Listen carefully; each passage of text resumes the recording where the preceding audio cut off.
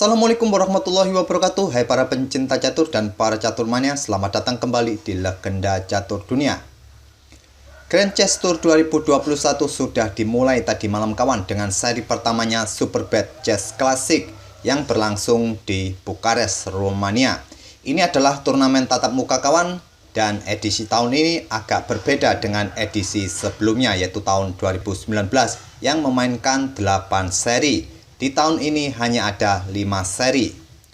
Dan di seri pertama ini diikuti oleh 10 pemain dengan permainan klasik kontrol waktu 90 menit sampai langkah ke-40, kemudian ditambah 30 menit plus 30 increment sampai permainan berakhir dengan format turnamen single round robin.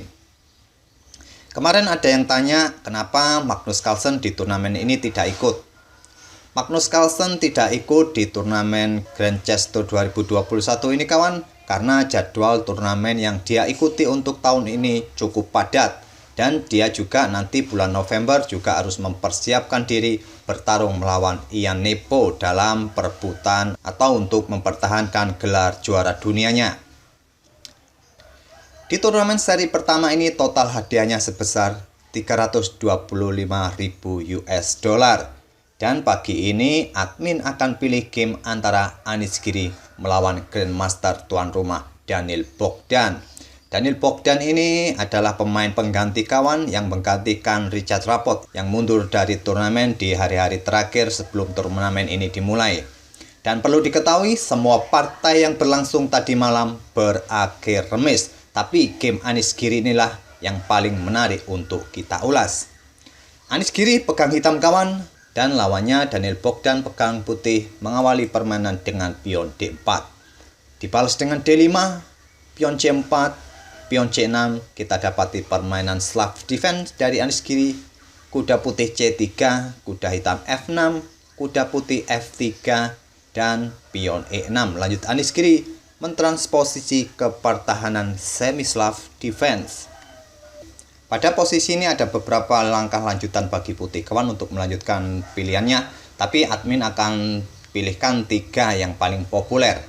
Yang pertama adalah pion E3, yang kedua gajah ke G5, atau yang ketiga adalah pion pukul pion yang bisa dilakukan oleh putih, atau 3 langkah ini adalah 3 langkah yang paling populer.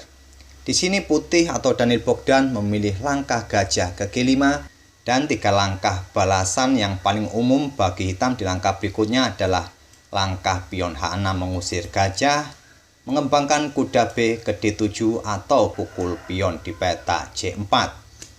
Di sini Anish Giri bermain dengan pion H6, gajah mundur ke H4, barulah sekarang Anish Giri pukul pion C4, menyerahkan kontrol petak pusat bagi putih dengan pion E4-nya nanti. Dan tentu saja langsung direspon dengan pion E4 oleh putih, mendapatkan penguasaan ruang atau kontrol di petak pusat dari kedua pionnya ini. Anish Giri melanjutkan dengan langkah pion G5. Ini untuk memblokade pimpinan yang nanti mungkin putih akan mendorong pionnya maju mengancam kuda. Jadi terlebih dahulu Anish Giri memblokade sekaligus mengancam gajah putih di peta H4 ini. Gajah bergeser ke G3, selanjutnya pion B5, melindungi pion C4-nya dari ancaman gajah petak terang putih. Dan di sini putih melanjutkan pengembangan gajah E2, mungkin mempersiapkan diri untuk rokade pendek. Gajah hitam ke B7, menteri putih ke C2, mengosongkan petak D1 yang biasanya akan menempatkan bentengnya di lajur pusat di langkah berikutnya. Dan hitam atau Anish Giri melanjutkan langkah kuda ke H5, memberikan pressure bagi gajah petak gelap putih ini. Diagram permainan seperti ini kawan pernah dimainkan sebelumnya. Di tahun 2021 ini ada 4 game yang memainkan variasi atau diagram seperti ini, dan putih membalasnya dengan langkah gajah ke peta E5, mengorbankan gajahnya untuk dijepit oleh pion F6. Dengan variasi gajah ke peta E5 ini, 3 game dimenangkan oleh putih dan 1 game berakhir remis. Tapi di game ini Bogdan atau putih membalas dengan langkah benteng ke D1, dan kita dapati diagram permainan baru yang belum pernah dimainkan sebelumnya di langkah ke-11 ini. Dan Aniskiri melanjutkan pertukaran kuda pukul gajah, dipukul balik oleh pion H, dan Putih mendapatkan jalur H yang semi terbuka kawan. Mungkin dalam langkah berikutnya Putih tidak akan melakukan rokade pendek, memanfaatkan jalur H yang terbuka, mungkin nanti seperti itu. Aniskiri melanjutkan langkahnya mengembangkan kuda ke A6, mungkin bersiap untuk lompat kembali ke peta B4, dihadang oleh pion A3, selanjutnya gajah hitam ke G7. Dan Daniel Bogdan melanjutkan dengan langkah pion E5 untuk menutup diagonal peta gelap bagi gajah mengincar pion pusat Putih ini. Aniskiri melangkahkan menterinya ke E7. Langkah ini cukup normal kawan, yaitu untuk memberikan dukungan, mungkin pion di lajur C didorong ke depan atau pion B didorong maju ke depan. Tapi langkah untuk mendukung pion-pionnya di sayap menteri ini dengan menempatkan menteri di peta E7 ini kurang kuat. Langkah menteri ke peta B6 atau langkah menteri ke peta A5 merupakan langkah yang terkuat untuk mendukung pion-pionnya untuk bermain di sayap menteri. Dan langkah ini direspon oleh Putih memainkan kudanya lompat ke E4. Tentu ancamannya jelas, memberikan ancaman skak di langkah berikutnya di peta D6. Dan Aniskiri tidak memilih langkah rokade pendek kawan. Di sini dia memilih langkah rokade panjang. Dan posisi Raja Hitam masih bisa kena skak oleh kuda di peta D6 nanti. Dan langsung dimanfaatkan oleh Putih melangkahkan kuda ke D6 skak. Raja bisa saja bergerak ke peta B8, tapi posisi kuda ini juga sangat mengganggu di area pertahanan hitam. Oleh karena itu, tanpa menunggu lama, Aniskiri melakukan pengorbanan pertukaran perwira beteng pukul kuda. Dipukul balik oleh pion, dipukul balik oleh menteri hitam. Sekarang Putih melakukan rokade pendek. Dan Aniskiri meresponnya dengan langkah pion G4 menyerang kuda, kuda lompat ke E5. Memberikan ancaman garbuan dengan pukul pion F7 menggarpu beteng serta menteri hitam. Dan Aniskiri putuskan sikat kuda dengan gajah. Ada langkah yang cukup kuat lainnya bagi hitam, yaitu memainkan pion C5. Jika Putih melanjutkan dengan langkah kuda pukul pion F7 menggarpu menteri serta beteng, selanjutnya hitam bisa menempatkan menterinya ke D5 memberikan ancaman skakmat. Jika gajah ditempatkan di peta F3 tentu akan dipukul oleh pion. Jika diblokade oleh pion F3, selanjutnya beteng bisa digeser ke F8. Setelah kuda mundur kembali ke E5, selanjutnya hitam bisa melanjutkan pion C pukul pion D4. Dan coba lihat, hitam akan mempunyai pion-pion yang cukup solid atau masif di sayap menteri ini. Dan juga memberikan tekanan yang kuat di lajur F di langkah berikutnya. Tapi bila pada posisi ini kawan saat memainkan pion C5, Putih membalas dengan langkah gajah pukul pion G4, lain lagi ceritanya. Putih akan mempunyai posisi yang kuat. Tapi di posisi ini tadi, Aniskiri langsung memilih variasi gajah pukul kuda, dibalas pion pukul gajah, dipukul balik oleh menteri hitam, selanjutnya gajah pukul pion G4, lanjut Daniel Bogdan. Pion H5 mengancam gajah, beteng bergeser ke E1 mengancam menteri, menteri hitam bergeser ke F6, barulah gajah mundur ke F3 untuk menghadang pergerakan pion hitam yang didorong maju ke depan kawan. Dan bila didorong nanti akan pukul gajah peta terang hitam, dan dengan sisa 2 beteng melawan beteng plus kuda akan lebih mudah bagi Putih memenangkan permainan. Pion H4 lanjut Aniskiri, dibalas pion B3 oleh Putih. Pion C pukul pion B3, dipukul balik oleh menteri. Selanjutnya pion H pukul pion G3, dipukul balik oleh pion F. Menteri hitam bergeser ke G7. Memberikan tekanan bagi pion G3. Di sini Daniel Bogdan menempatkan menterinya di peta D3. Bersiap memberikan ancaman skak kawan di langkah berikutnya. Dan Aniskiri merespon dengan langkah kuda ke C7, tidak terburu-buru pukul pion G3. Putih pun membalas dengan langkah menteri ke D6. Memposisikan posisi menterinya untuk memberikan tekanan bagi pion C6, yaitu dengan dukungan gajah di langkah berikutnya. Juga memposisikan menterinya ini kawan untuk melindungi pion G3-nya. Dan Aniskiri di sini melanjutkan dengan pion C5, mengorbankan pionnya untuk dipukul oleh Menteri Putih ini, juga membuka diagonal petak terang untuk beradu dengan Gajah Putih.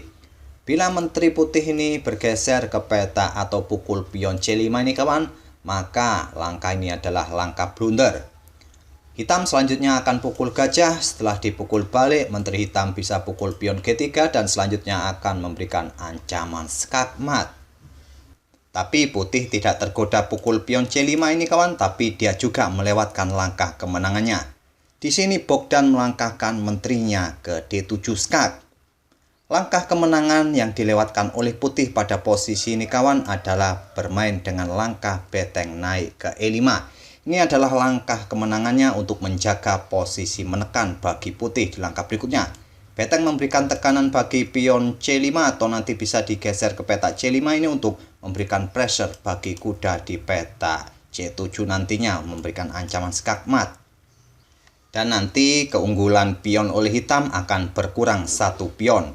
Dan apabila hitam melanjutkan dengan langkah menteri pukul pion G3 kawan, selanjutnya putih bisa menggeser betengnya ke H5. Membuka diagonal petak gelap bagi menteri saling beradu juga memberikan ancaman bagi beteng hitam.